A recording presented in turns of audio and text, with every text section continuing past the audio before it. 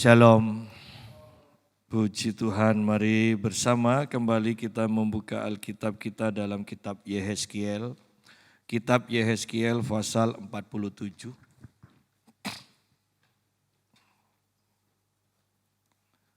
Mulai ayat yang pertama. Kemudian ia membawa aku kembali ke pintu bait suci dan sungguh ada air keluar dari bawah ambang pintu bait suci itu dan mengalir menuju ke timur, sebab bait suci juga menghadap ke timur. Dan air itu mengalir dari bawah bagian samping kanan dari bait suci itu, sebelah selatan mezbah. Lalu diiringnya aku keluar melalui pintu gerbang utara dan dibawanya aku berkeliling dari luar menuju pintu gerbang luar yang menghadap ke timur. Sungguh air itu membual dari sebelah selatan. Sedang orang itu pergi ke arah timur dan memegang tali pengukur di tangannya. Ia mengukur 1000 hasta dan menyuruh aku masuk ke dalam air itu. Maka dalamnya sampai di pergelangan kaki. Ia mengukur 1000 hasta lagi dan menyuruh aku masuk sekali lagi dalam air itu. Sekarang sudah sampai di lutut. Kemudian ia mengukur 1000 hasta lagi dan menyuruh aku ketiga kalinya masuk ke dalam air itu. Sekarang sudah sampai di pinggang. Sekali lagi ia mengukur 1000 hasta lagi. Sekarang air itu sudah menjadi sungai di mana aku tidak dapat berjalan lagi, sebab air itu sudah meninggi sehingga orang dapat berenang. Suatu sungai yang tidak dapat diseberangi lagi. Kita berhenti sampai sini dulu. Nah, ini berbicara tentang air yang mengalir dari bait suci. Dan kalau kita pelajari di dalam perjanjian baru, di dalam kitab Injil Yohanes pasal 4, di sana dikatakan bahwa orang yang minum dari air yang Tuhan berikan, maka dari dalam hatinya akan mengalir aliran-aliran sungai yang akan memancar terus sampai kepada kekekalan. Kalau kita lihat di dalam Injil Yohanes juga pasal yang ke-7 ayat 37 sampai 39, Yesus berkata, "Mari datang minumlah, dan setiap orang yang minum juga dari dalam hatinya akan mengalir aliran-aliran sungai." Jadi sebenarnya kitab Yehezkiel ini juga mengacu kepada kehidupan kita orang Kristen. Alkitab katakan bahwa hidup kita ini di dalam kitab 1 Korintus 3 dan 1 Korintus pasal yang ke-6, di sana dikatakan tubuh kita ini adalah bait Allah. Tubuh kita ini bait Roh Kudus. Jadi sesuai dengan kitab Yehezkiel ini, dari bait suci keluar aliran-aliran sungai. Demikian pula dari dalam hidup kita ini seharusnya keluar aliran-aliran sungai. Ya. Dan banyak orang yang mengaku Kristen, mengaku orang percaya, itu tidak mengalirkan aliran-aliran sungai.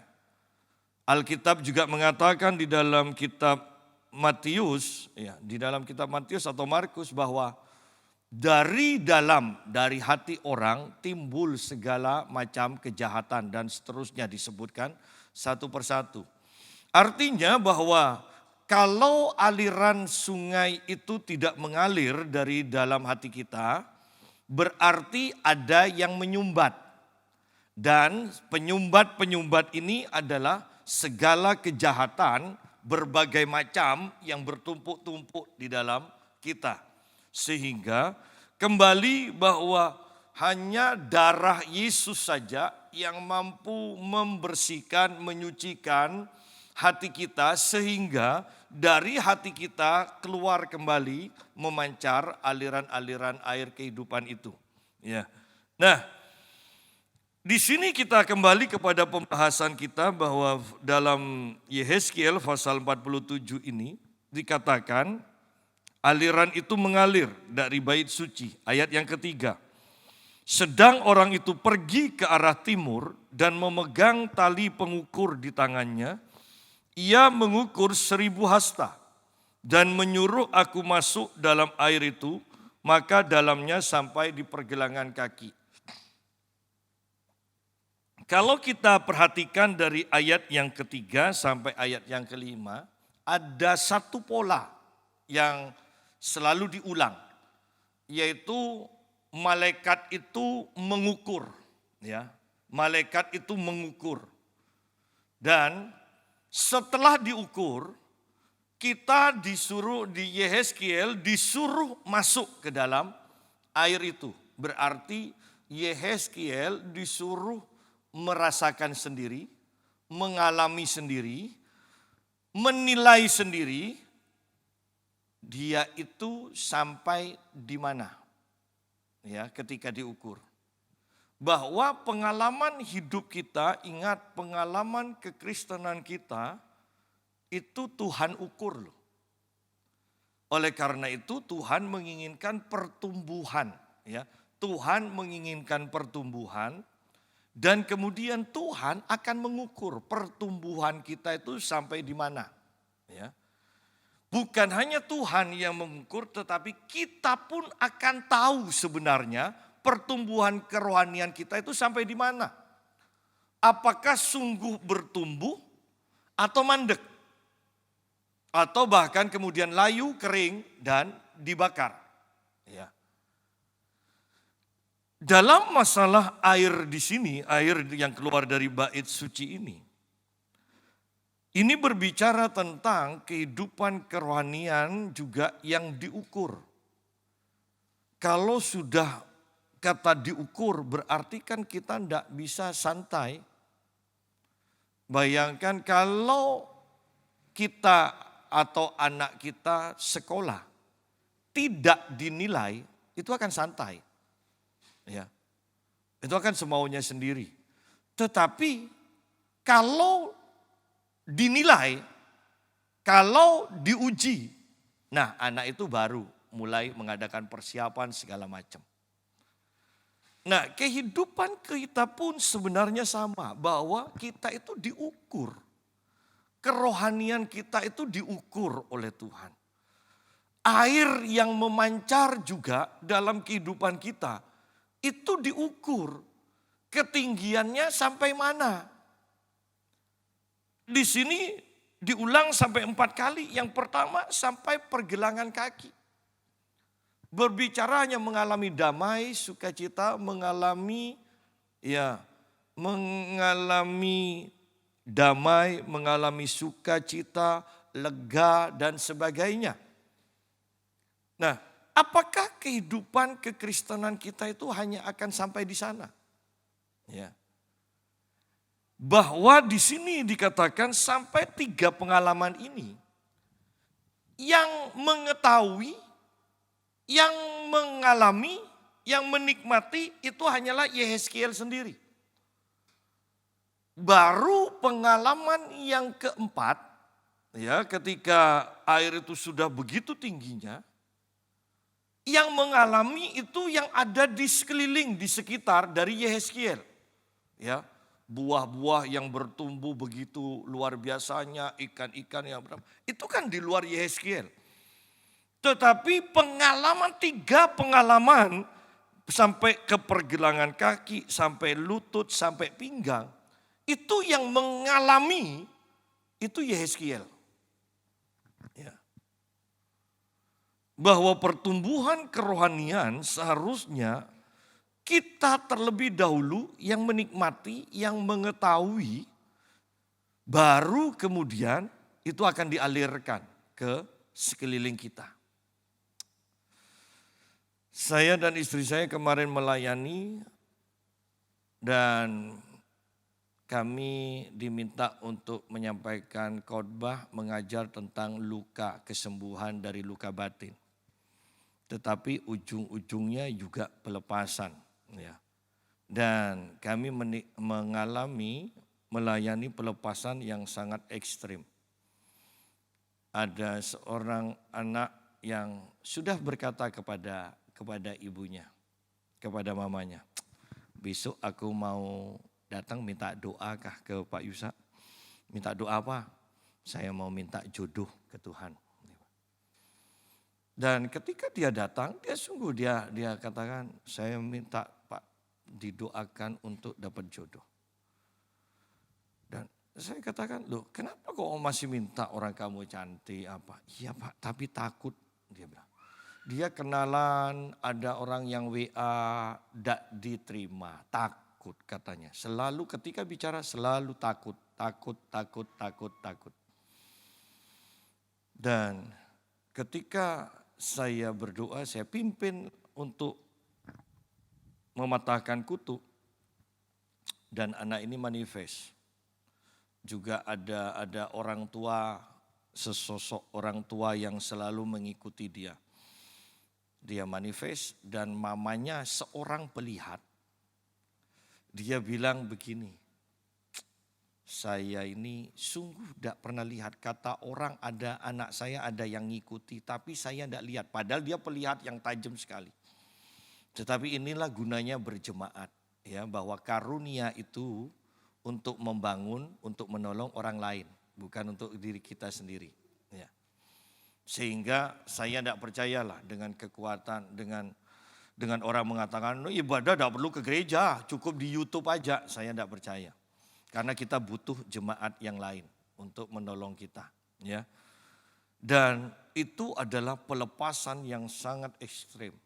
Mamanya katakan begini, saya melayani orang lain biasa, tapi melihat anak ini, anak saya sendiri, saya tidak tega, saya tidak berdaya, saya juga tidak percaya sebenarnya. Kok bisa mengalami seperti ini? Ya. Ada lagi seorang ibu yang bercerai dan suaminya suka main dukun sehingga anak-anaknya itu seringkali kesurupan. Anaknya seringkali diikuti oleh binatang-binatang. Ya. Dan ternyata ibu ini sendiri pun juga tanpa sadar dimasuki susu sama suaminya. Ya, sehingga itu pelayanan yang sangat ekstrim juga. Dan ketika saya berdoa awal tidak terjadi apa-apa, saya selesai. Untungnya ibu yang punya anak itu mendampingi saya dan dia katakan, Pak saya kok lihat sepertinya doa kita ini mental ya, tidak sampai menjamah dia. Dan saya katakan iya tapi saya tahu ini belum beres tapi saya tidak tahu apa sehingga saya berhenti. Kemudian sudah dia bilang sepertinya ada yang menutupi. Saya pimpin dalam doa lagi untuk mematahkan benteng-benteng dan ketika benteng-benteng itu diruntuhkan, tembok-tembok itu dirobohkan, saya katakan seperti itu. Wah, ini perempuan langsung manifest. Bahkan ketawa segala macam, muntah segala macam, pokoknya rame. Sudah didoakan masih dia katakan kepala saya ini masih sakit Pak. Dan saya katakan itu di kepala itu ada susu. Dan dia ada susu sendiri pun dia tidak menyadari loh. Karena itu ditaruh oleh suaminya. Ya. Jadi yang saya mau tekankan dari pengalaman ini adalah jangan puas hanya sampai level 3 dari pembacaan kita ini. Di mana semuanya itu kita alami. Saya tekankan banyak orang yang membutuhkan kita loh. Banyak orang yang membutuhkan kita. Sehingga kita harus membangun sungguh-sungguh manusia rohani kita. Aliran-aliran sungai itu terus meninggi sehingga kita sungguh dikuasai. Sampai kita dikuasai aliran sungai ini, maka orang-orang atau sekitar kita juga akan diberkati. Ya. Pengalaman dari Yehezkiel ini mengingatkan kita. Kita diberkati iya pasti, tapi jangan berhenti sampai di sini. Malaikat itu memimpin Yehezkiel untuk terus maju. Untuk masuk ke air yang lebih dalam itu. Dan pada akhirnya air itu juga yang menguasai dari Yehezkiel. Nah, kehidupan kita kira-kira bertumbuh atau tidak? Air yang mengalir di dalam kita semakin tinggi atau tidak? Tidak cukup hanya masuk surga. Tidak cukup kita mengatakan sudah selamat. Bahkan kalau mau jujur saya mau katakan begini. Apa gunanya pohon tidak mati? Iya, tapi ya tidak berbuah. Apa gunanya? Apa gunanya kita sekolah tidak turun kelas sih, tapi tetap di kelas 5 terus. Loh, iya kan? Sebenarnya kan hidup kerohanian kita itu lucu. Kita ini seperti kalau anak sekolah, kita di kelas 5 atau kelas 4 sudah tidak naik lagi. 5 tahun di kelas 5, masa kita mau mengatakan, alah yang penting tidak turun Pak, ke kelas 4, ke kelas 3. Kan mungkin kita mengatakan seperti itu. Tanpa sadar kerohanian kita kan seperti itu kan. Yang penting kan tidak turun Pak. Tetapi lihat pengalaman di sini bahwa air itu sudah meninggi sampai setelapak kaki. Tapi malaikat tidak puas. Yehezkiel diukur, tempat itu diukur lagi. Dan Yehezkiel harus masuk dan ternyata lebih tinggi lagi. Itu yang diinginkan malaikat Tuhan. Itu yang diinginkan Tuhan. Jangan stagnan. Heran ya, bahkan herannya begini. Beberapa kali kami berbicara bahkan di doa hari Kamis. Heran. Kita ini sudah akhir zaman. Kita semua percaya Yesus akan segera datang? Iya. Tanda-tandanya nyata? Iya. Iya. Gempa bumi, banjir, ekonomi yang semakin hancur, pengajaran sesat di mana-mana, ya perang, bahkan mungkin bisa-bisa masuk perang dunia ketiga. Bagaimana sekarang kita itu bahkan pembayaran HP semua ya, tidak usah bawa HP, semuanya sudah dimasukkan ke tubuh ya, sehingga kita langsung bisa berhubungan dengan orang tanpa HP.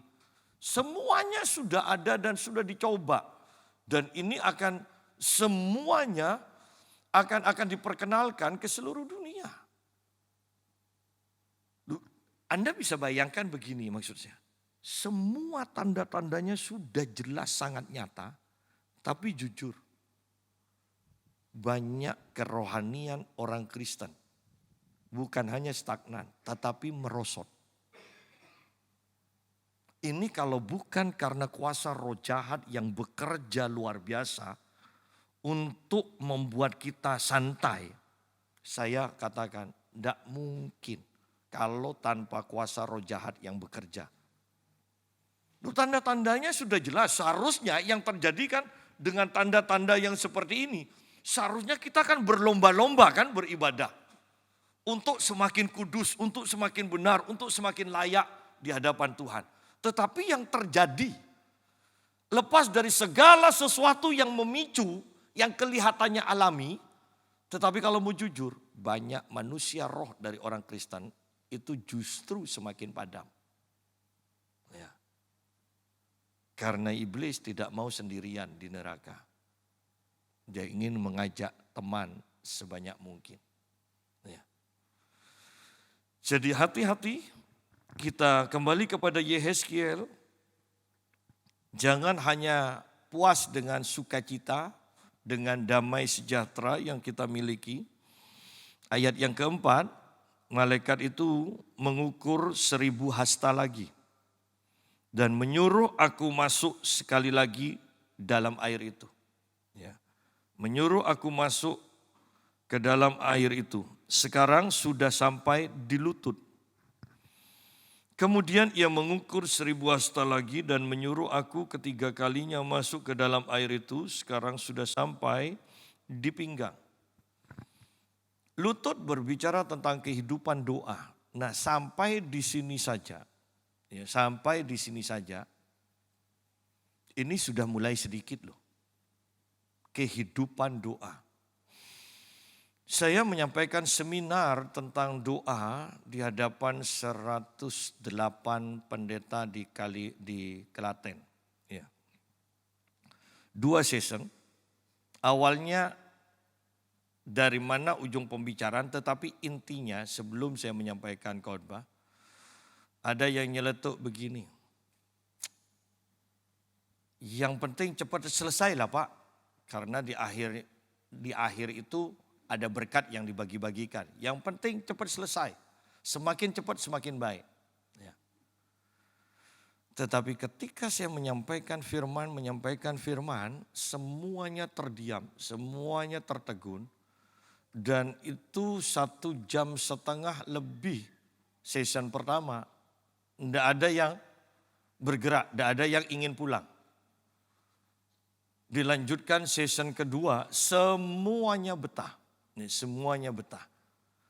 Dan yang saya mau katakan begini, saya menyampaikan tentang doa kepada pendeta-pendeta yang seharusnya sudah memahami dan menjadi kehidupannya kan. Tetapi terjadi bahwa mereka mengatakan, beberapa orang datang pada saya senang dengan seminar ini. Saya banyak mendapatkan tambahan dari seminar doa ini. Banyak ternyata yang tidak saya ketahui dari doa. Nah, dari pernyataan ini Anda bisa bayangkan ini pendeta loh, bukan jemaat. Ini pendeta, bukan jemaat. Kalau sampai seperti ini yang terjadi, bagaimana dengan kehidupan jemaat yang saya katakanlah supaya bisa dimengerti, jemaat biasa. Ya. Kita hanya diajar, pokoknya harus berdoa. Tetapi doa itu bagaimana? Apa yang akan Tuhan kerjakan ketika kita berdoa? Apa yang akan terjadi dalam hidup kita ketika kita berdoa? Bagaimana berdoa dengan benar? Itu banyak orang tidak tahu. Ya. Seperti yang saya ajarkan. Loh kalau kita tidak ngerti kemudian diajar yang salah. Ada iman yang besar, ada iman yang benar. Poin pentingnya adalah pengajarannya, penekannya, kita harus mempunyai doa yang benar. Dijawab atau tidak dijawab oleh Tuhan, bersyukur.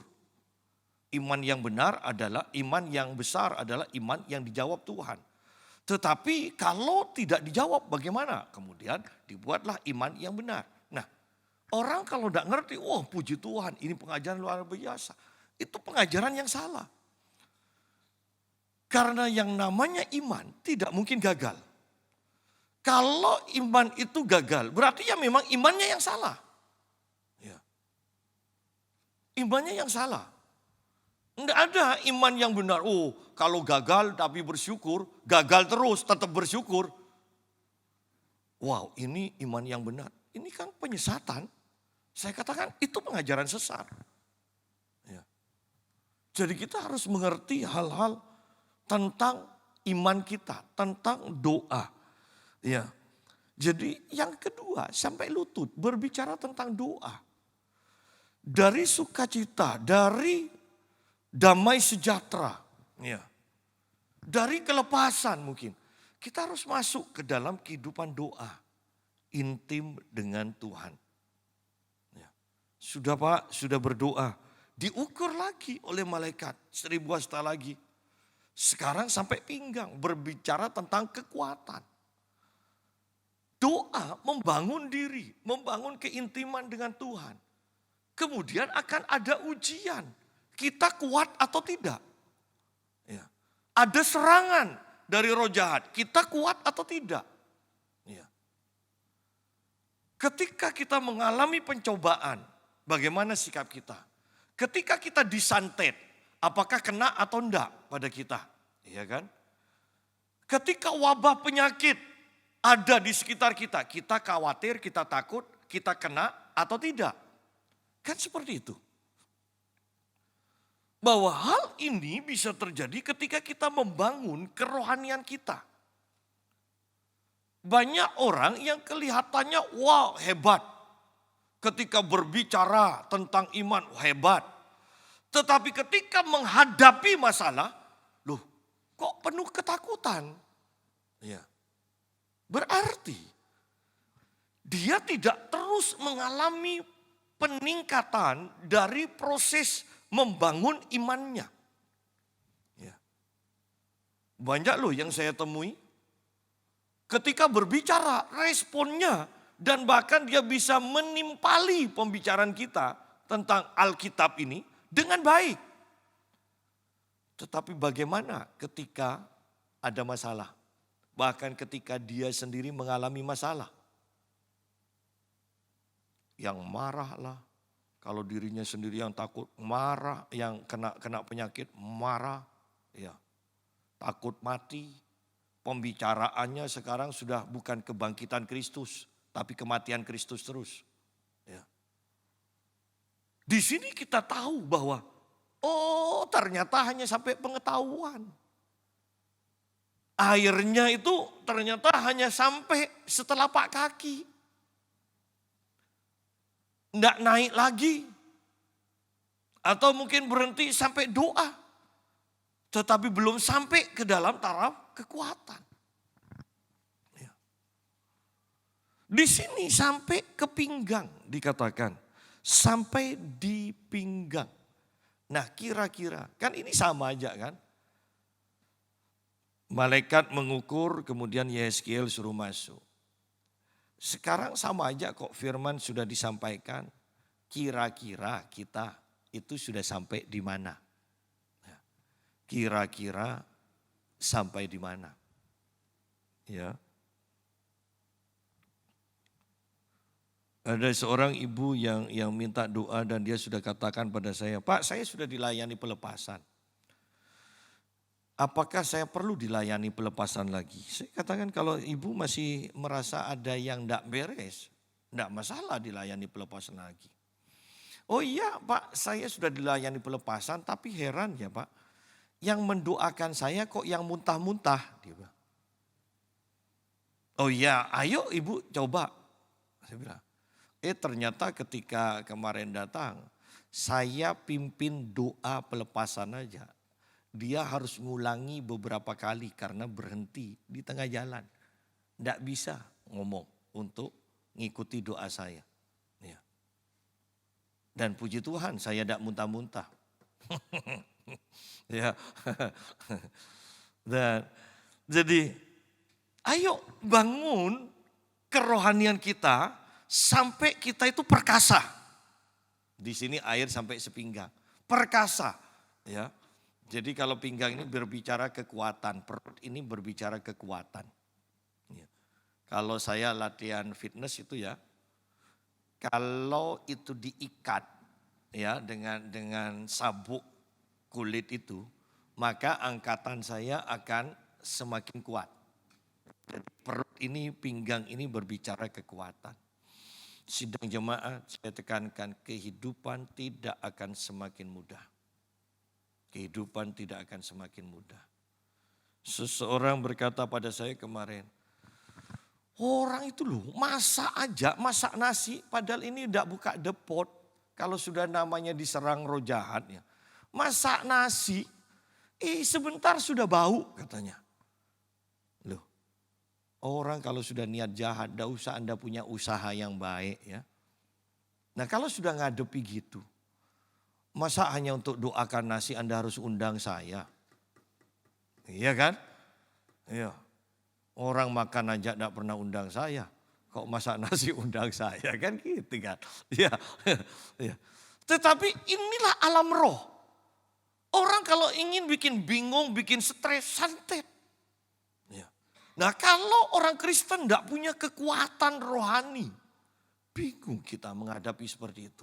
Ya kalau hanya satu kali, nasi baru masak 1 jam 2 jam busuk, ya rusak. Kalau ini terjadi sebulan lah, apa tidak bingung kita? Ya. Nah, saya kemarin banyak mempunyai kesaksian, banyak dan itu seru. Saya melayani jam 10 sampai selesai jam berapa? Jam 3-an kurangnya. Jam 3 ya.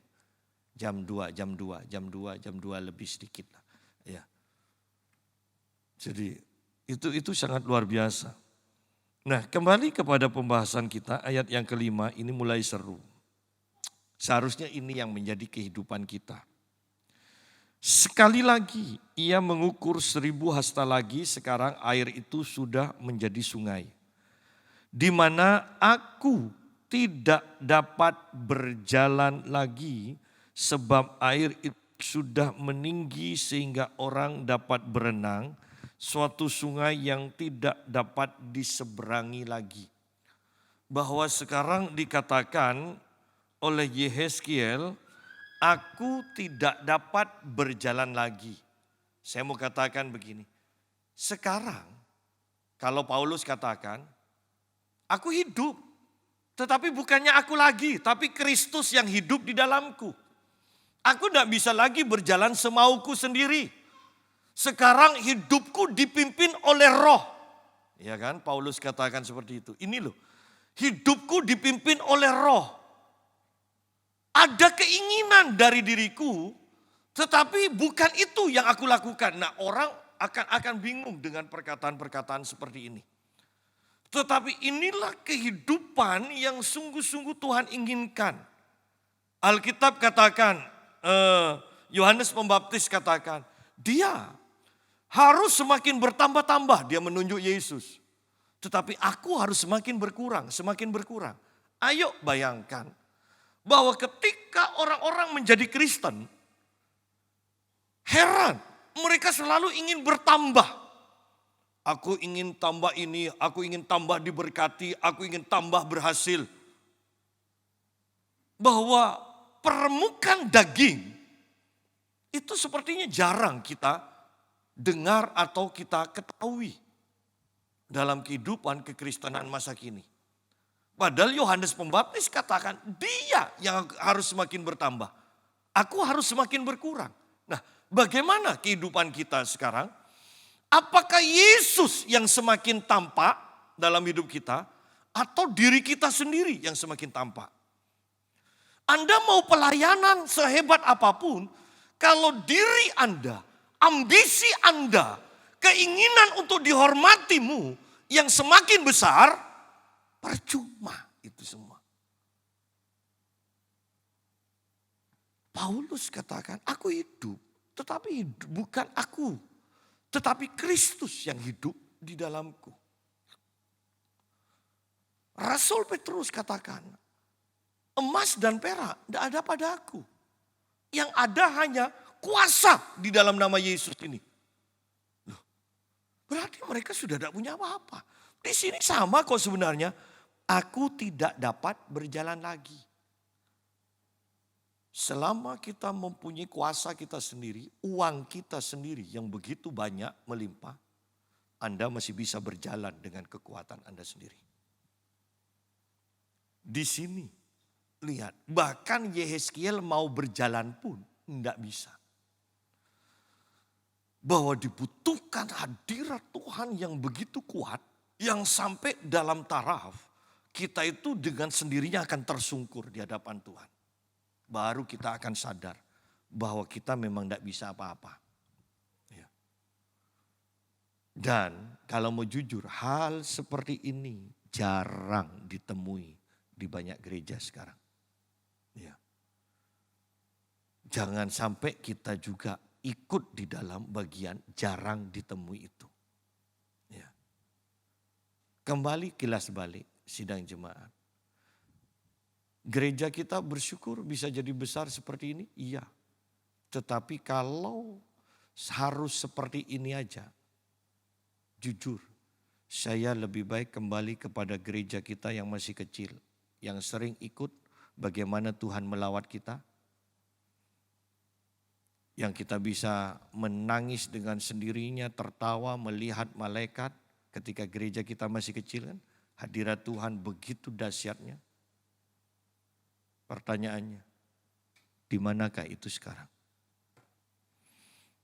Pasti bukan kesalahan gereja ini. Tetapi setiap orang mengetahui hal ini. bahwa kita akan sampai kepada zona nyaman yang membuat kita terlena. Mau dalam kerohanian, mau dalam keadaan di dalam jasmani pun sama kan. Bahkan juara-juara ketika masih merebut, wah itu kan sekuat tenaga latihannya. Mempertahankan pertama. Oh, apalagi kalau merebut KO ronde ke-7 kalau petinju. Ketika mempertahankan KO ronde kedua. Mempertahankan kedua kalinya. KO ronde pertama. Ketiga kalinya, alah gampang. Buktinya sudah mempertahankan 2 kali dan semakin baik. Sudahlah kurangi latihannya, tidak usah terlalu ngoyo seperti dulu. Ini zona nyaman. Zona nyaman. Bagaimana ketika kita mulai merintis, bangun pagi doa dulu segala macam kan. Doa kemudian langsung kerja sampai jam 8. Tetapi lihat ketika kita sudah nyaman, doanya dikurangi atau bahkan dihilangkan. Jam kerjanya dikurangi. Salah? Tidak salah. Itu pilihan. Kemudian seharusnya yang bisa dikerjakan sekarang dipercayakan ke orang lain. Lebih parah lagi tidak pernah dikontrol. Akhirnya yang dipercaya kaya, kita yang bangkrut. Ini terutama kalau mempekerjakan keluarga sendiri kan banyak loh. Banyak, saya kemana-mana sering dapat berita seperti itu. Punya usaha besar, mempekerjakan keluarganya dipercaya, kemudian dia bangkrut.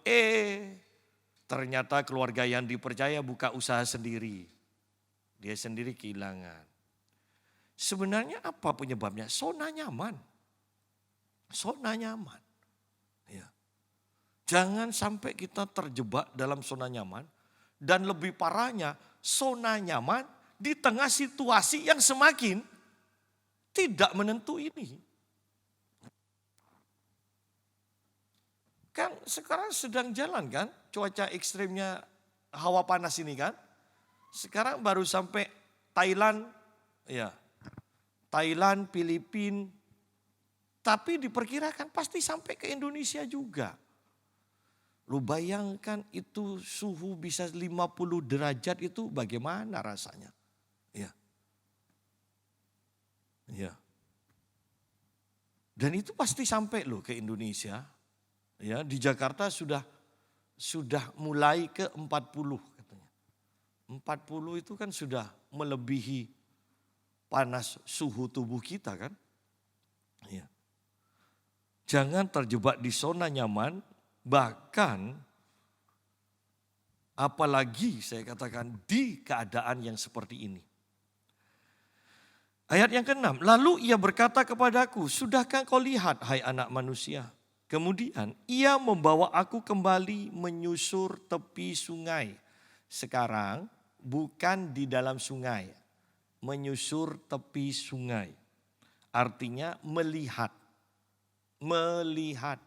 Kecaplah dan lihatlah ya. Masuk dulu kemudian lihat hasilnya. Ya kan? Kecaplah dan lihatlah. Itu tulisan yang benar loh. Kalau kita akan pikir terbalik ini. Terbalik ya. Tetapi kan sama di sini juga. Masuk dulu kemudian sekarang berjalan di pinggirnya, lihat hasil. Ya. Dalam perjalanan pulang ayat 7, sungguh sepanjang tepi sungai itu ada amat banyak pohon di sebelah sini dan di sebelah sana. Ia berkata kepadaku, sungai ini mengalir menuju wilayah timur dan menurun ke Araba Yordan dan bermuara di Laut Asin. Air yang mengandung banyak garam dan air itu menjadi tawar. Jadi air yang tidak menghasilkan sekarang diubah menjadi air tawar. Ya, air yang dicari orang, air yang berguna. Awalnya air asin yang penuh garam, tidak ada kehidupan. Sehingga kemana saja sungai itu mengalir, segala makhluk hidup yang berkeriapan di sana akan hidup. ikan-ikan akan menjadi sangat banyak, sebab kemana saja air itu sampai, air laut di situ menjadi tawar. Dan kemana saja sungai itu mengalir, semuanya di sana hidup. Perhatikan kata menjadi, menjadi, menjadi. Karena air kehidupan yang mengalir dari dalam hidup kita, ingat lingkungan itu, lingkungan kita di mana kita berada akan menjadi. Nah, yang sakit akan menjadi sembuh, yang mungkin mengalami kelemahan akan menjadi kuat. Yang sudah bekerja akan mengalami peningkatan karena terhubung dengan kita. Saya mau katakan, dengan kita. Sekarang ini bukan kita menjadi semakin kaya, semakin hebat. Bukan. Orang yang ada di sekitar kita. Wow. Orang yang ada di sekitar kita. Sehingga kemana saja sungai itu mengalir. Ingat sungai itu dari mana? Dari dalam hati kita. Aliran-aliran sungai kehidupan yang menurut rencana Allah akan memancar sampai pada kekekalan. Artinya bahwa ketika kita membangun manusia roh kita, air ini akan mengalir terus. Tidak usah takut dengan apa yang akan terjadi. Sekarang ini banyak pengajaran penekanannya pada hal yang jasmani. Antikris akan berkuasa. Cepat beli tanah, iya kalau punya uang. Sekarang berganti lagi beli emas. Ya, iya kalau punya uang. Tidak apa-apa walaupun setengah gram dikatakan. Untuk apa? Memangnya cukup untuk menghadapi antikris. Kalau hanya setengah gram. Ya. Tetapi yang saya perhatikan bahwa menghadapi kemunculan dan berkuasanya antikris secara penuh. Heran loh, gereja ajarkan antisipasinya itu bisa secara jasmani. Padahal seharusnya kan kerohanian kita yang ditingkatkan. Karena pada akhirnya sebelum antikris berkuasa penuh, saya percaya menurut Alkitab, kita akan mengalami pengangkatan. Ya. Semua orang sibuk dengan apakah sebelum penganiayaan, di tengah penganiayaan atau setelahnya. Yang pasti ketika sangkakala Allah itu dibunyikan. Ya, sangkakala Allah yang terakhir. Yang terakhir bukan yang pertama. Yang pertama, yang kedua, ketiga kita masih ada. Itu aja sudah ada bencana-bencana kan segala macam. Tetapi ingat, sangkakala Allah yang terakhir itu bukan kesudahan karena di dalam sangkakala Allah terakhir itu masih ada 7 cawan. Nah 7 cawan ini kita tidak ngalami.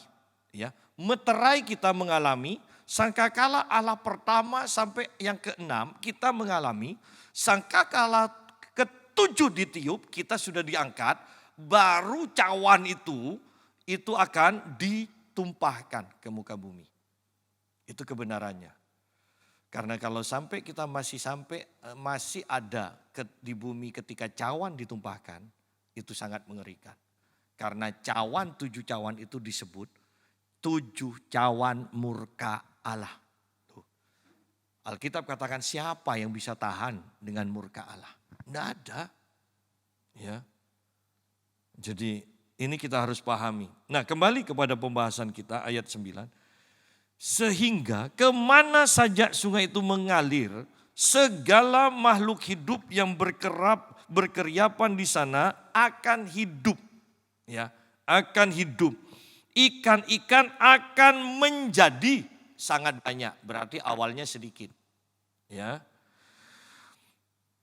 Kalau awal makhluk hidup yang berkeriapan di sana akan hidup karena di laut asin itu awalnya hanya ada kematian. Ya, kemudian menjadi hidup. Kemudian menjadi dari sedikit menjadi banyak. Sebab kemana saja air itu sampai, air laut di situ menjadi tawar. Ya, yang asin menjadi tawar. Kemana saja sungai itu mengalir, semuanya di sana hidup. Yang saya mau tekankan, kemana saja air itu mengalir, ada perubahan. Air tidak mungkin bisa mengalir tanpa kehadiran kita. Iya kan? Kan ini bait Allah kan? Berbicara bait Allah, kita bait Allah. Dari dalam bait Allah ini keluar aliran air kehidupan. Tanpa kehadiran kita, tidak ada aliran kehidupan yang akan mengalir. Perhatikan, mungkin keluarga kita yang tidak percaya itu diberkati Tuhan. Oh iya bisa. Tetapi bukan karena dia. Bukan karena dia hebat. Tetapi karena kita ini loh yang ada di dekatnya. Ada aliran air yang mengalir. Yang membuat orang-orang di sekeliling kita yang tidak percaya pun ternyata kelimpahan berkat. Kenapa? Karena ada kita yang mengalirkan aliran air kehidupan. Ya. Ayat 10. Maka penangkap-penangkap ikan penuh sepanjang tepinya. Mulai dari En-Gedi sampai En-Eglaim, daerah itu menjadi penjemuran pukat dan di sungai itu ada berjenis-jenis ikan. Seperti ikan-ikan di laut besar sangat banyak. Bayangkan sungai, ikannya itu sebesar ikan di laut lepas. Ini kan tidak masuk akal. Pak Mutu katakan iman memang tidak masuk akal. Orang lain yang tidak punya pengalaman iman akan mengatakan beriman pun harus pakai akal. Tidak bisa. Mau dicerna bagaimana? Malam tidak dapat ikan, siang tengah hari dapat ikan yang banyak. Mau dicerna bagaimana? Mau dicerna pakai otak bagaimana? Kalau ikan sebesar ikan di lautan lepas sekarang ada di sungai. Anda ingat dulu ada orang yang iseng melepaskan satu ikan buas di sungai mana itu masuk TV. Itu aja sudah heboh. Bahwa mujizat pasti mendatangkan kehebohan.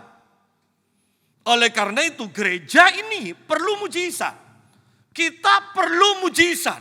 Supaya heboh, supaya mudah memberitakan Yesus. Iya kan? Kan kalau tidak ada mujizat, kita untuk memberitakan Yesus, percaya Yesus kan sukar kan? Tetapi bayangkan ada mujizat, maka orang akan bertanya sendiri sebenarnya apa sih yang terjadi? Karena mereka tanya, kita jawab. Disinilah Injil akan masuk. Disinilah kita memberitakan Yesus, tidak ada masalah. Kenapa? Mereka tanya kok, kita hanya jawab. Tetapi kalau tidak ada mujizat, tidak ada pertanyaan. Dan di negara kita, tidak boleh penginjilan bebas kan? Tidak boleh. Ya. Jadi kita butuh mujizat. Kita butuh aliran air di dalam kita ini mengalir dengan deras. Maka penangkap-penangkap ikan penuh sepanjang tepi. Ya. Ayat 11, tetapi rawa-rawanya dan payah-payahnya tidak menjadi tawar, itu menjadi tempat mengambil garam. Artinya begini bahwa apa yang dahulu tidak berguna, sekarang jadi berguna. Apa yang dahulu tidak terpikirkan, sekarang itu tiba-tiba dapat pewahyuan, ini akan menghasilkan. Nah, ya kan? Itu loh gunanya aliran air kehidupan di dalam kita. Bukan hanya untuk masuk surga. Bukan hanya jaminan kita masuk surga. Tetapi banyak hal yang menggairahkan akan terjadi karena kehadiran kita loh. Ya. Pada kedua tepi sungai itu tumbuh bermacam-macam pohon buah-buahan yang daunnya tidak layu dan buahnya tidak habis-habis. Tiap bulan ada lagi buahnya yang baru, sebab pohon-pohon itu mendapat air dari tempat kudus itu. Buahnya menjadi makanan dan daunnya menjadi obat. Lihat, tidak ada yang terbuang sia-sia. Dikatakan buahnya menjadi makanan, daunnya menjadi obat.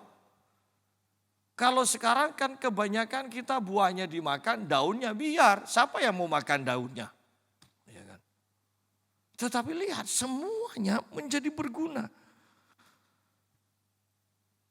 Bayangkan tiap bulan berbuah. Berbicara tentang kelimpahan. Bayangkan ikan yang tiba-tiba menjadi ikan besar. Berbicara kelimpahan. Bukan karena kita mengusahakan, tetapi karena ada aliran air di dalam kita. Semua karena anugerah. Semua karena anugerah. Nah, saya dan istri saya selalu berkata begini. Melihat zaman sekarang ini, Anda lihat buah itu kok sepertinya tidak ada yang mutusnya gitu. Duren itu kan dulu kan hanya kadang-kadang aja di Pamekasan. Sekarang tiap hari duren. Ayo berpikir, apakah kita tidak bisa tangkap bahwa seakan-akan Tuhan mau katakan ini musim berbuah. Orang buah secara harafiah aja itu tidak berkeputusan. Masa kita yang ada aliran air kehidupan ini tidak bisa menghasilkan buah secara terus-menerus dalam hidup kita. Ini musim berbuah. Kita harus pahami itu. Ini musim berbuah. Kalau sampai kita tidak berbuah, wow. Sangat-sangat memprihatinkan dan sangat berbahaya. Ayat yang ke-12 kembali kita baca sebagai ayat terakhir ini. Pada kedua tepi sungai itu tumbuh bermacam-macam pohon buah-buahan yang daunnya tidak layu dan buahnya tidak habis-habis tiap bulan. Ada lagi buahnya yang baru. Sebab pohon-pohon itu mendapat air dari tempat kudus itu. Perhatikan, kenapa pohon itu tidak berhenti berbuah? Selalu ada. Karena pohon itu mendapat air dari tempat kudus itu. Kenapa anak kita berhasil? Saya mau katakan bukan karena anak itu yang hebat. Karena dia mendapat air dari kita. Kenapa saya jadi hamba Tuhan? Tante Irna almarhum menumpangkan tangan pada saya, dia berkata-kata dalam bahasa roh, dia tafsir.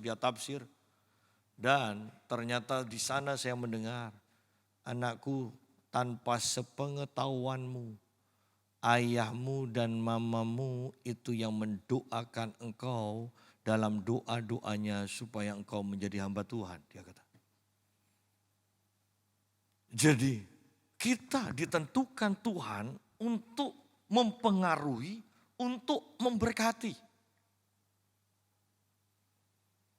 Oleh karena itu saya bahkan mengatakan antikris tidak bisa berkuasa penuh kalau masih ada gereja di muka bumi.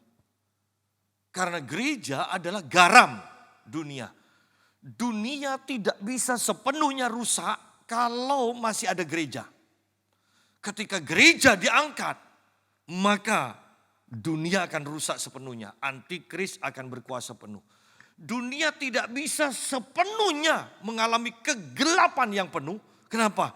Karena ada gereja yang adalah terang dunia.